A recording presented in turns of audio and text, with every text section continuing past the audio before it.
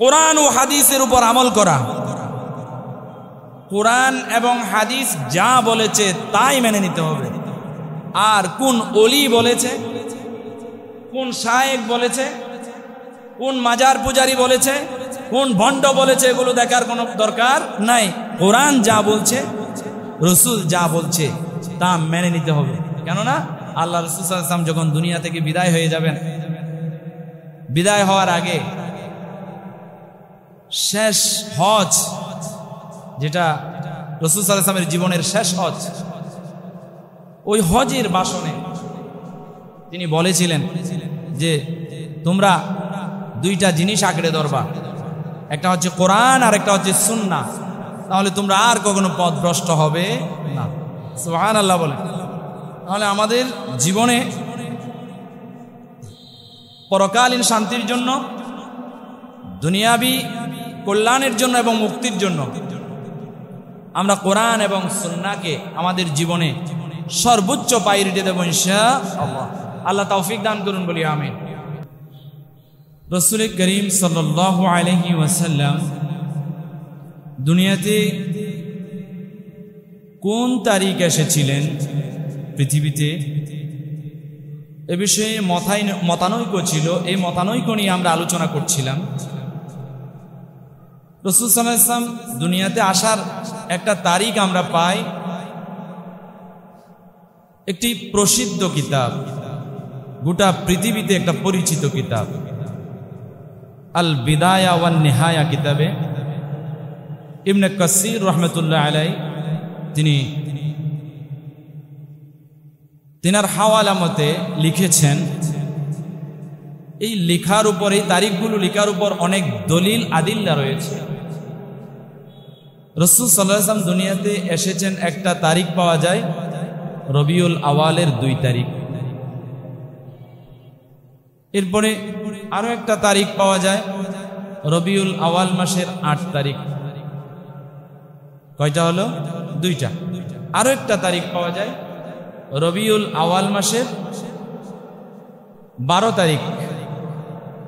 এরপরে আরো একটা তারিখ পাওয়া যায় রবিউল আওয়াল মাসের 17 তারিখ। আরো একটা তারিখ পাওয়া যায় রবিউল আওয়াল মাসের 22 তারিখ।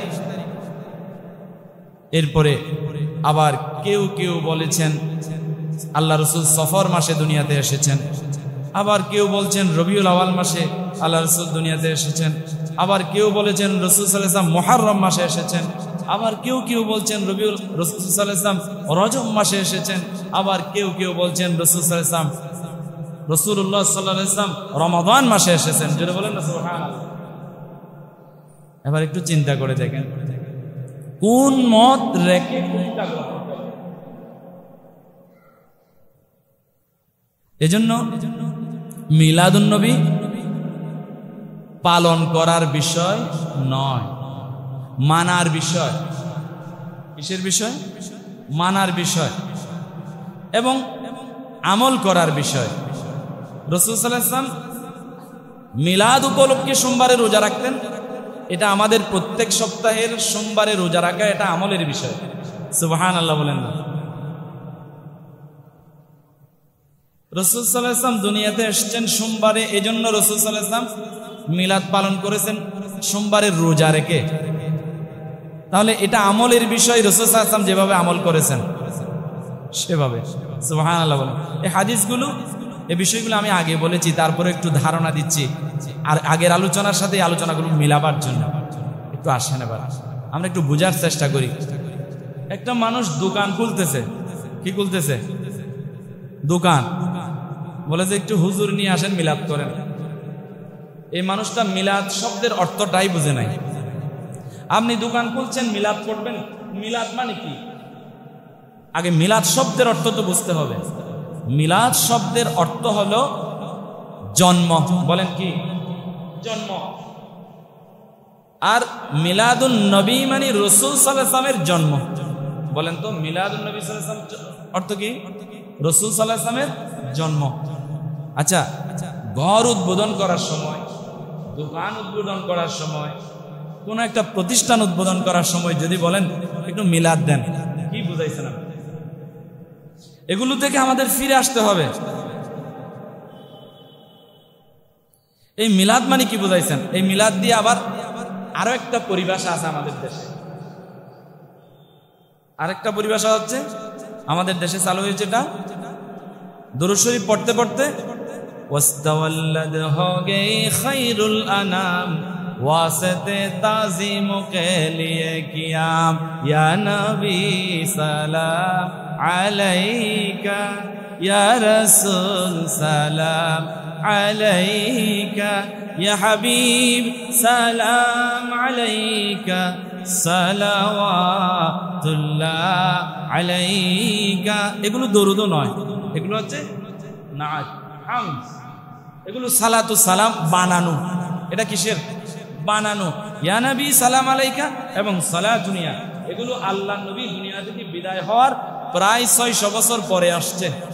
এখন কিছু মানুষ বলে এগুলো যদি না পড়ে ওয়াহাবি, আর যে পড়ে সে সুন্নি। জুড়ে বলেন নাউজুবিল্লাহ, আরো জুড়ে বলেন নাউজুবিল্লাহ। আচ্ছা, অনেকের দাদা ইয়া নবী সালাম আলাইকা পড়ে নাই,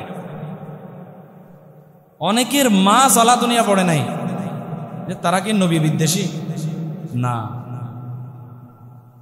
আচ্ছা, গতানুগতিক রাস্তায় র্যালি বের করে মিলাদুন্নবী উদযাপন করেছে বিভিন্ন কান্ট্রিতে, কেউ করেছে কেউ করে নাই। এখন একটা দল, মুসলিম মিল্লাতের ভিতরে একটা দল, একটা গোষ্ঠী, তারা নিজেদেরকে একক জাত মনে করে, তারাই শুধু মুসলিম মনে করে, তারাই শুধু সুন্নি মনে করে। তারা বলছে যে যারা র্যালি বের করে নাই, মিলাদুন্নবী উদযাপন করে নাই, যেভাবে সেলিব্রেশন করা দরকার সেভাবে করে নাই, তারা কি নয়? তারা সুন্নি মুসলমান নয়। জুড়ে বলেন নাউজুবিল্লাহ। যে অনেক মানুষ ইতিপূর্বে এরকম র্যালি না করে মরে গেছে, কিন্তু মুসলিম মিল্লাতের উপর ছিল, কালিমা পড়েছে, ঈমান এনেছে, তারা কি মুসলমান নয়? আচ্ছা, এখন যারা দাবি করছে শুধু ইয়া নবী সালাম আলাইকা পড়লে, সালাতুনিয়া পড়লে, অথবা রাসূল সাল্লাল্লাহু আলাইহি ওয়াসাল্লামের জন্মের দিন র্যালি বের করলেই তারা সুন্নি মুসলমান বলতেছে। এবার আসুন আমরা সেই সোনালী যুগে চলে যায়। রাসূল সাল্লাল্লাহু আলাইহি ওয়াসাল্লামের সাহাবা হযরত ওমর রাদিয়াল্লাহু তাআলা আনহু এখন যেভাবে মিলাদুন্নবী উদযাপন করে, সেলিব্রেশন করে, সেভাবে আল্লাহর নবীর জন্য মিলাদুন্নবী উদযাপন করে নাই। তার মানে কি হযরত ওমর রাদিয়াল্লাহু তাআলা আনহুর চাইতে আপনি বড় মুসলমান, আপনি বড় সুন্নি? হযরত আবু বকর রাদিয়াল্লাহু তাআলা আনহু করে নাই, তাহলে ওনার চাইতে আপনি বড় সুন্নি, আপনি বড় মুসলমান? হযরত উসমান রাদিয়াল্লাহু তাআলা আনহু করে নাই, তাহলে আপনি ওনাদের চাইতে বড় সুন্নি? জুড়ে বলেন না নাউজুবিল্লাহ। রাসূল সাল্লাল্লাহু আলাইহি ওয়াসাল্লাম সাহাবায়ে কিরাম রিজওয়ানুল্লাহি তাআলা আলাইহিম আজমাইনদেরকে বলেছেন আসহাবিকান নুজুম। জুড়ে বলেন আল্লাহু আকবার। আমার এক একটা সাহাবী তারকার চাইতে উত্তম, তারকার ন্যায়। জুড়ে বলেন আল্লাহু আকবার। আমার এক একটা সাহাবী তারকার ন্যায়। ওনারা করে নাই, আপনি নতুন ইবাদত বানাইছেন, নতুন ইসলাম বানাইছেন। আল্লাহর নবী বলেছেন কুল্লু বিদআতিন দালালাহ ওয়া কুল্লু দালালাতিন ফিন্নার। জোরে বলেন না নাউজুবিল্লাহ। প্রত্যেক বিদআত ভ্রষ্ট এবং প্রত্যেক ভ্রষ্টতা মানুষকে জাহান্নামের আগুন বরাবর নিয়ে যাবে। জোরে বলেন নাউজুবিল্লাহ। চিন্তা করে দেখেন, আপনি কিভাবে নামাজ পড়বেন, কিভাবে রোজা রাখবেন, কিভাবে আল্লাহকে খুশি করবেন, কিভাবে আল্লাহকে ডাকবেন, কিভাবে জিকির করবেন, সব কিছু এ টু জেড কিয়ামতের আগ পর্যন্ত মানুষ কি আমল করবে, কিভাবে ইবাদত করবে, কিভাবে আল্লাহর কাছে যাবে, আল্লাহ শিখিয়ে গেছেন। যদি বলেন আল্লাহু আকবার। আল্লাহর রাসূল শিখিয়ে গেছেন। আল্লাহর রাসূল যা শিখাইছেন তার বাইরে যারা, আবার রাসূল সাল্লাল্লাহু আলাইহি ওয়াসাল্লাম যা এনেছেন আল্লাহর পক্ষ থেকে, যা দিয়ে গেছেন, তা যদি আপনি মনে করেন আপনার জন্য যথেষ্ট হয় নাই, আপনাকে নতুন কিছু বানাতে হবে, তাহলে আপনি চরম বিদআতের মধ্যে ডুবে আছেন। আর এই বিদআত ভ্রষ্ট, আর এই ভ্রষ্টতা আপনাকে জাহান্নাম পর্যন্ত নিয়েই ছাড়বে। জুড়ে বলেন নাউজুবিল্লাহ। আল্লাহ আমাদেরকে বুঝার তৌফিক দান করুন বলে আমিন। রাসূল সাল্লাল্লাহু আলাইহি ওয়াসাল্লামকে পেয়ে কাফেরও খুশি হয়েছিল, আবুল আহাবের নাম চিনেননি আপনারা? আবুল আহাবের নাম জানেন? আবুল আহাব তার একটা দাসী ছিল। কি ছিল? দাসী। এখন রাসূল সাল্লাল্লাহু আলাইহি ওয়াসাল্লাম মা আমেনার ঘরে এসেছেন, দুনিয়াতে এসেছেন, জন্ম হয়েছে, মিলাদ হয়েছে, এটা আবুল আহাব শুনেছে। আবুল আহাব শুনেছে কার মাধ্যমে? দাসী যেটা ছিল আবুল আহাবের, ওই দাসী এই সুসংবাদটি, রাসূল সাল্লাল্লাহু আলাইহি ওয়াসাল্লাম দুনিয়াতে এসেছেন, এই সুসংবাদটি আবুল আহাব বরাবর পৌঁছাইছেন। এখন আবুল আহাব ওই দাসীর দিকে আঙ্গুল ইশারা করে আজাদ করে দিলেন। সুবহানাল্লাহ বলেন। এই আজাদ করে দেওয়ার কারণে, ওই দাসীকে মুক্ত করে দেওয়ার কারণে রাসূলুল্লাহ সাল্লাল্লাহু আলাইহি ওয়াসাল্লামের মিলাদ শোনার পরে খুশি হয়ে দাসীকে কি করে দিছে? আজাদ করে দিছে, মুক্ত করে দিছে। তাহলে আবুল আহাব রাসূলুল্লাহ সাল্লাল্লাহু আলাইহি ওয়াসাল্লামের মিলাদ পালন করেছে, কি করেছে? উদযাপন করেছে, সেলিব্রেশন করেছে। তাইলে খুশি হয়েছে, আনন্দিত হয়েছে। কেমন আনন্দিত হলে একটা কেনা দাসী মুক্ত করে দেয়, আজাদ করে দেয়, চিন্তা করে দেখেন। অনেক খুশি হয়েছে। এখন খুশি হওয়ার পরে রাসূলুল্লাহ সাল্লাল্লাহু আলাইহি ওয়াসাল্লাম এবার আসুন বড় হয়ে যখন নবুয়ত পায়, নবুয়তের দাওয়াত, কালিমার দাওয়াত যখন দেয়, সবাইকে ডেকে এনে পাহাড়ের পাদদেশে কিংবা পাহাড়ের চৌড়ায় সবাইকে ডেকে এনে যখন দেয়, আবুল আহাব সর্বপ্রথম রাসূলুল্লাহ সাল্লাল্লাহু আলাইহি ওয়াসাল্লামকে পাথর নিক্ষেপ করেছে। জুড়ে বলেন নাউজুবিল্লাহ। আবুল আহাবের জন্য আল্লাহ পাক রব্বুল আলামিন স্বয়ং একটা সূরা নাজিল করছেন, তার ধ্বংসের জন্য তাকে লানত করেছেন, গজব দিয়েছেন। জুড়ে বলেন না নাউজুবিল্লাহ। তাইলে রাসূল সাল্লাল্লাহু আলাইহি ওয়াসাল্লাম দুনিয়াতে এসেছেন, এজন্য আবুল আহাবের মতো খুশি হলে হবে না। আল্লাহ রাসূল সাল্লাল্লাহু আলাইহি ওয়াসাল্লাম দুনিয়াতে আসার পরে আল্লাহ বলছেন, ওয়ামা আতাকুমুর রাসূলু ফাখুযুহু, আমার রাসূল যা তোমাদের কাছে নিয়ে গেছে তা গ্রহণ করো। ওয়ামা নাহাকুম আনহু ফান্তাহু, আর যা থেকে নিষেধ করেছেন তা থেকে তোমরা বিরত থাকো।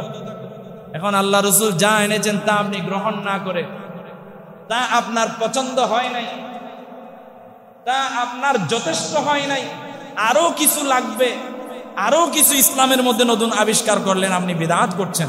আল্লাহর নবীকে আপনি মানেন নাই, আপনার মিলাদ পালন করা আবুল আহাবের মতো। জুড়ে বলেন নাউজুবিল্লাহ। প্রিয় হাজিরিন, অনেকেই দাবি করে যে আমরাই শুধু আশিক রাসূল। কথাগুলো একটু তিতা হলেও কথাগুলো সঠিক, লজিকপূর্ণ, যুক্তিসঙ্গত এবং কোরআন হাদিসের আলোকে আপনি যদি মিলান তাহলে এক চুল পরিমাণ বেশ কম হবে না ইনশাআল্লাহ। প্রিয় হাজিরিন, অনেকেই দাবি করে যে শুধু আমরাই আশিক রাসূল, শুধু নামটা সুন্নি নিয়ে, নামটা আশিক রাসূল নিয়ে বসে আছে, শুধু আমরাই আশিক রাসূল, আর কেউ আশিক রাসূল না। এখন কিছু মুসলিম ভাই বোনদেরকে গালি পর্যন্ত দেয়, নাউজুবিল্লাহ বলেন, কাফের পর্যন্ত ফতোয়া দেয়, মানে তারা শুধু নিজেরাই আশিক আর কেউ আশিক না। আচ্ছা, আশিক এটা কি দাবি করার বিষয়? এবং আপনার ভিতরে যদি কোনো মহাব্বত কারো প্রতি থাকে সেটা তো কাজে প্রমাণিত হবে। সুবহানাল্লাহ বলেন। আমাদের দেশে কিছু মানুষ আর্জেন্টিনাকে পছন্দ করে, আর্জেন্টিনার খেলা পছন্দ করে, এবং আর্জেন্টিনার খেলোয়াড়দেরকে পছন্দ করার কারণে সে পছন্দ করার প্রমাণ একটা পাওয়া যায়। মাঝে মাঝে তারা খেলা আসলে আর্জেন্টিনার গেঞ্জি পরে। তারপরে কিছু আর্জেন্টিনার খেলোয়াড়দেরকে, বিশেষ করে মেসিকে যারা পছন্দ করে, মেসি কেমনে চুল কাটছে, মেসি কয় নাম্বার জার্সি পড়েছে, এগুলো দেখে অনুসরণ করে। তার মানে তার প্রতি যে একটা মহাব্বত আছে এটার প্রমাণ তার কাজে পাওয়া যায়। যায় কি যায় না? যায়। আর কেউ আছে ব্রাজিল সাপোর্টার, নেইমারকে সাপোর্ট করে, নেইমার যেমনি চুল কাটছে সেরকম কাটছে, নেইমার যে জার্সিটা পড়ে সেই জার্সিটা কিনে কিনে পড়ে, নেইমারের স্টাইল কেমন সেভাবে হাঁটারও স্টাইল হয়ে যায়। তার মানে তার কাজে প্রমাণ দিচ্ছে সে নেইমারকে ভালোবাসে। তো আপনি রসুলকে ভালোবাসেন, রসুলকে মহাব্বত করেন, এটা বলে বলে মাইক নিয়ে পাবলিসিটি করার বিষয় নয়, এটা আপনার কাজের মাধ্যমে, আপনার আমলের মাধ্যমে, আপনার লাইফস্টাইলের মাধ্যমে আপনাকে দেখলেই বোঝা যাবে এটা রাসূলের উম্মত, রাসূলের প্রেমিক। জুড়ে বলেন ঠিক কিনা? আপনি নামাজই পড়েন না আশিকে রাসূল, আপনি টুপি পড়েন না আশিকে রাসূল, আপনি পাঞ্জাবিওয়ালাদেরকে ভালোবাসেন না, আপনি আশিকে রাসূল দাবি করলে কি হয়? না। তাহলে আল্লাহ রাসূল সাল্লাল্লাহু আলাইহি ওয়াসাল্লামকে যে আপনি ভালোবাসেন, আপনি যে আশিকে রাসূল, আপনি মুহাব্বত করেন, এই মুহাব্বতের প্রমাণ আপনি কিভাবে দেবেন? দেওয়ার কিছু নিয়ম আছে। এক নাম্বার, আপনি যদি আশিকে রাসূল হয়ে থাকেন তাহলে তার যথাযথ অনুসরণ করবেন সুন্নাতের। সুবহানাল্লাহ বলেন। আপনি তার সুন্নাতের অনুসরণ করবেন। আপনার খাওয়ার মধ্যে সুন্নাত আছে, বসার মধ্যে সুন্নাত আছে, চলাফেরার মধ্যে সুন্নাত আছে, মানুষের সামনে কথা বলার একটা স্টাইল আছে, ধরন আছে, আদব আখলাক আছে, এগুলো আপনার ভিতরে আছে কিনা? আপনার শিক্ষকের সাথে আপনি বিয়াদবি করেন, আপনি কিসের মুসলমান, কিসের আশিকে রাসূল, আপনি কি ইসলাম দুনিয়াতে লালন করেন মিয়া? আপনি তো শিক্ষকের সাথে বিয়াদবি করেন, শিক্ষকের চুকে চুকে তাকিয়া হাত নাড়াইয়া কথা বলেন।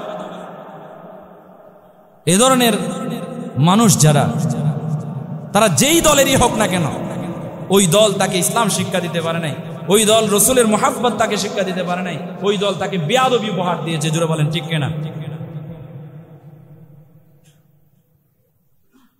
প্রিয় হাজরিন, তাহলে রাসূল সাল্লাল্লাহু আলাইহি ওয়াসাল্লামকে যদি আপনি ভালোবাসেন, এই ভালোবাসার প্রমাণ যদি আপনি দিতে চান, রাসূলের সুন্নাতের অনুসরণ আমাদের করতে হবে। পারবেন ইনশাআল্লাহ? আল্লাহ তৌফিক দান করুন বলি আমিন। আল্লাহ রাসূল যেভাবে আমাদেরকে পথ চলতে বলেছেন, যে সুন্নাহ পদ্ধতিতে আমাদের লাইফস্টাইল সাজাতে বলেছেন, সেভাবে আমরা যদি সাজাই তাহলে বোঝা যাবে এই মানুষটা রাসূলের সুন্নাতের পাবন্দী, তার মানে রাসূলকে ভালোবাসে। একজন দাড়ি রাখছে সুন্নাহ মোতাবেক, আল্লাহ রাসূল যেহেতু বলেছে কসসু শারিব ওয়া আফুল লিহিয়া, তোমরা দাড়ি ছেড়ে দাও, গুফকে কাটো করো। তাহলে দাড়ি যে রেখে দিয়েছে মুসলমান, সে তার বউ কি দাড়ি দেখার পরে পালায়া যাচ্ছে, নাকি কোন মানুষ তাকে ভালোবাসছে না এটা দেখার বিষয় নয়। সে চিন্তা করলো আমার রাসূল পাক সাল্লাল্লাহু আলাইহি ওয়াসাল্লামের সুন্নাত ছিল দাড়ি, এই দাড়ি কে দেখলে খুশি হয়, কে দেখলে বেজার হয়, এটা আমার দেখার দরকার নাই, আমার মাওলা এবং আমার রাসূল খুশি হলেই আমার জন্য যথেষ্ট। জুড়ে বলেন ঠিক কিনা? এরপর আপনি খেতে গেলেন, খাওয়ার শুরুতে বিসমিল্লাহ বলেন, খাওয়ার শেষে আলহামদুলিল্লাহ বলেন, রাসূলের সুন্নাত দিয়ে সাজান। রাসূল সাল্লাল্লাহু আলাইহি ওয়াসাল্লাম কিভাবে বসেছিলেন খাওয়ার সময়, আপনার রাসূল সাল্লাল্লাহু আলাইহি ওয়াসাল্লামের ঘুমানোর কেমন স্টাইল ছিল, রাসূল সাল্লাল্লাহু আলাইহি ওয়াসাল্লামের মুআমালাত কেমন ছিল, মুআশারাত কেমন ছিল, বিবিদের সাথে কেমন আচরণ ছিল, আমাদের জানার দরকার আছে না নাই? আপনি তো ঘরে আসলে বিবিকে না মারলে আপনার ভাত হজম হয় না, তা আপনি আশিকে রাসূল।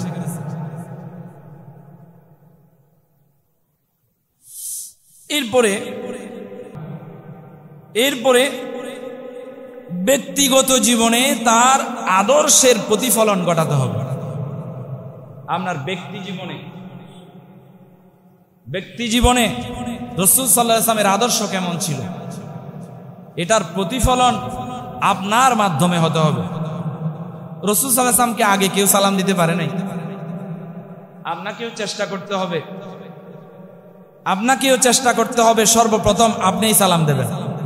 এখন কিছু মানুষ, আমি কেন সালাম দেব, আগে আমারে সালাম দেবে। জোরে বলেন না নাউজুবিল্লাহ। সালাম ইসলামের মধ্যে কত সুন্দর একটা জিনিস। আল্লাহ রাসূল সাল্লাল্লাহু আলাইহি ওয়াসাল্লামকে এক সাহাবা জিজ্ঞাসা করলেন, ইয়া রাসূলুল্লাহ, ইসলামের মধ্যে সবচেয়ে উত্তম ভালো আমল কি? আল্লাহ রাসূল সাল্লাল্লাহু আলাইহি ওয়াসাল্লাম বলছেন, তুতঈমুত তাআম ওয়া তুকরিউস সালাম আলা মান আরাফতা ওয়া মান লাম তা'রিফ। ইসলামের মধ্যে সবচেয়ে উত্তম ভালো কাজ আমল হলো মানুষকে খাওয়ানো আর বেশি বেশি সালামের প্রচলন করা, সালাম দেওয়া পরিচিত অপরিচিত সবাইকে। এখন আমাদের দেশের আশিক রাসূলরা মা বাবাকে কখন সালাম করছে তাও জানে নাই, রাস্তা দিয়ে হাঁটার সময় মুরব্বীদেরকে সালাম কখন দিয়েছে জানা নাই। আপনি আশিক রাসূল, আপনি সালামের জন্য বসে থাকেন, আপনি আশিক রাসূল। আপনাকে সালাম দিতে হবে। সালাম যে আগে দেয় তার ভিতরে কৃপণতা নাই, সে নিরহংকার। একজন নিরহংকার, একজন ভালো মানুষ যদি দেখতে চান, সমাজে যে মানুষটি আগে সালাম দেয় তাকে দেখবেন। সুবহানাল্লাহ বলেন। তাহলে ব্যক্তিগত জীবনে রাসূল সাল্লাল্লাহু আলাইহি ওয়াসাল্লামের আদর্শ আমাদেরকে লালন করতে হবে। আল্লাহ আমাদেরকে লালন করার তৌফিক দান করুন বলি আমিন। ব্যক্তিগত জীবনের এই ব্যাখ্যা যদি আমি দিতে চাই, অনেক লম্বা ব্যাপার। জুমার আলোচনা সংক্ষিপ্ত, এজন্য আমি মোটা দাগের কথাগুলো, আসলে যেগুলো আমলের কথা, সেগুলো আমি বলার চেষ্টা করছি আপনাদের। এরপরে রাসূল সাল্লাল্লাহু আলাইহি ওয়াসাল্লামের প্রতি গভীর শ্রদ্ধা ও ভক্তি থাকতে হবে। আমাদের রাসূল সাল্লাল্লাহু আলাইহি ওয়াসাল্লামের প্রতি গভীর শ্রদ্ধা ও ভালোবাসা এটা আছে। আমরা কখন বুঝবো? তখন বুঝবো ঈমানের পূর্ণতা তখনই অর্জিত হয় যখন একজন মুমিন নিজের জীবন এবং সকল কিছুর চাইতে আল্লাহর নবী সাল্লাল্লাহু আলাইহি ওয়াসাল্লামের আদর্শকে নিজের আদর্শ বানায়। জোরে বলেন আল্লাহু আকবার। এজন্য আল্লাহ রাসূল বলেছেন, লা ইউমিনু আহাদুকুম হাত্তা আকুনা আহাব্বা ইলাইহি মিন ওয়ালিদিহি ওয়া ওয়ালাদিহি ওয়ান নাসি আজমাইন। রাসূলের ভালোবাসা আপনার জীবনে এমন ভাবে থাকতে হবে যে আপনার পিতামাতা, আপনার সন্তান সন্ততি, পৃথিবীর সব মানুষের চাইতেও এবং পৃথিবীর সব কিছুর চেয়েও যতক্ষণ না আপনার ভিতরে আল্লাহর নবীর ভালোবাসা না থাকবে, ততক্ষণ পর্যন্ত রাসূল সাল্লাল্লাহু আলাইহি ওয়াসাল্লামের যে তার প্রতি গভীর শ্রদ্ধা এবং সম্মান যে আছে এটা বোঝা যাবে না। প্রিয় হাজরিন, এরপরে তার শিক্ষাকে, রাসূল সাল্লাল্লাহু আলাইহি ওয়াসাল্লামের শিক্ষাকে নিজের জীবনে ধারণ করতে হবে। তাহলেই আপনি যে আল্লাহর নবীকে ভালোবাসেন এটার প্রমাণ পাওয়া যাবে। এই যে পয়েন্টগুলো বলছি, এই পয়েন্টগুলো আপনার ভিতরে থাকলে আপনি রাসূল সাল্লাল্লাহু আলাইহি ওয়াসাল্লামকে ভালোবাসেন, এটা অটুট প্রমাণিত হবে।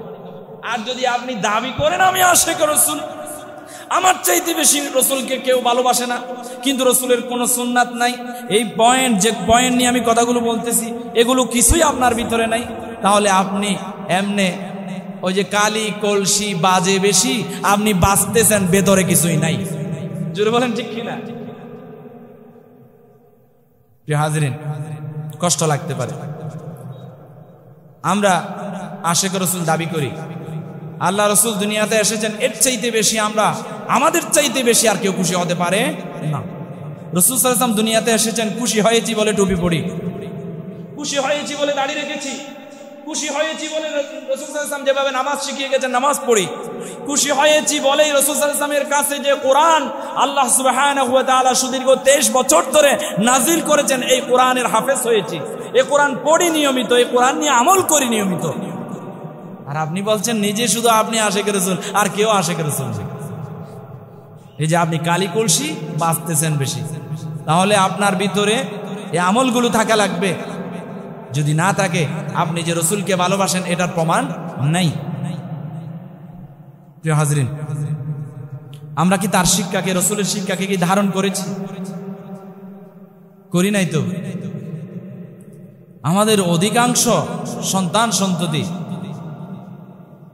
প্রাথমিকভাবে যে কোরআন এবং সুন্নাহর আলো পাওয়া দরকার, সেই আলো না পাওয়ার ফলে পরবর্তীতে একটা সময় গিয়ে যখন কলেজ লেভেলে চলে যায়, তখন ওই ছেলেটা মিসগাইড হয়ে যায়। এমনও কিছু ছেলে আছে নাস্তিক হয়ে যায়, এমনও কিছু ছেলেবেলে আছে মসজিদ কোন দিকে জানে না, পশ্চিম কোন দিকে জানে না, সিজদা কখন করেছিল মনে নাই। এমনও কিছু সন্তান আছে বলে যে হুজুর পুরো সপ্তাহে নামাজ পড়ি না, শুধু জুমায়ের নামাজটা পড়ি। এটা আবার বুক ফুলিয়ে বলে হুজুর পড়াই হচ্ছে না, এত ব্যস্ততা, এত ব্যস্ততা। এটা আবার গর্ব করে বলে সে এত ব্যস্ত হয়ে গেছে, এত ব্যবসা, এত পড়াশোনা, এত দুনিয়াবি কাজ, এত সামাজিক কাজ, সে নামাজ পড়তে আসে না। তুমি আল্লাহ রাসূলকে ভালোবাসো, আশিক রাসূল দাবি করো, তুমি সুন্নি দাবি করো, তুমি ওয়াহাবি, তুমি গুস্তাহে রাসূল।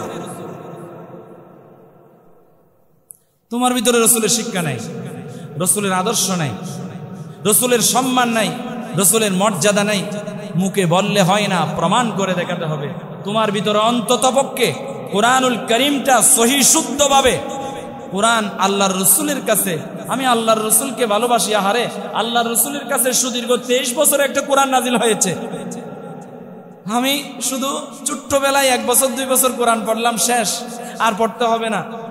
এই রসুলের এই আদর্শ, এই পড়াশোনা আপনার জীবনে কোনো ফলপ্রসূ হবে না।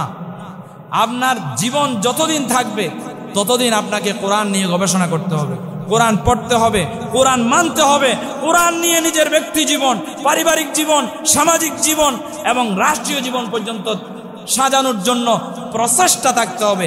আর যদি না থাকে, আপনি আশিক রাসূল দাবি করতে পারবেন, আপনি সুন্নি দাবি করতে পারবেন, কিন্তু আপনি গুস্তাহে রাসূল। প্রিয় হাজিরিন, আমাদেরকে আল্লাহ তাআলা রসুলের শিক্ষা এবং আদর্শ গ্রহণ করার তৌফিক দান করুন বলি আমিন। রসুলের প্রতি যখন অপবাদ আসবে বা অসম্মান যখন হবে, যেমন বিভিন্ন দেশের বিভিন্ন ধরনের কাফের বেঈমানরা হঠাৎ করে কোরআন একটা ফুটে ফেলেছে, তখন আমরা প্রতিবাদ জানাই। রসুলের প্রতি অবমাননা হয়েছে, আমরা প্রতিবাদ জানাই। দুনিয়াতে এমনও নজির আছে, এমনও আল্লাহওয়ালা লোক দুনিয়া থেকে বিদায় হয়েছে, বাংলার বুকে এবং ভারতবর্ষে এমনও লোক দুনিয়া থেকে বিদায় হয়েছে যে রাসূল সাল্লাল্লাহু আলাইহি ওয়াসাল্লাম কে বিশুদ্ধগার করেছে, এমন কথা যখন শুনেছে, আল্লাহর একজন ওলি, রসুল প্রেমিক, আশিক রাসূল গিয়ে সাথে সাথে গিয়ে কল্লা উড়াইয়া দিয়েছে। জোরে বলেন না আল্লাহু আকবার। এখন রাসূল সাল্লাল্লাহু আলাইহি ওয়াসাল্লামের প্রতি অপমান হয়েছে, অশ্রদ্ধা হয়েছে, অবমাননা হয়েছে, আপনি ঘরের কোনায় বসে বসে ঘুমাচ্ছেন।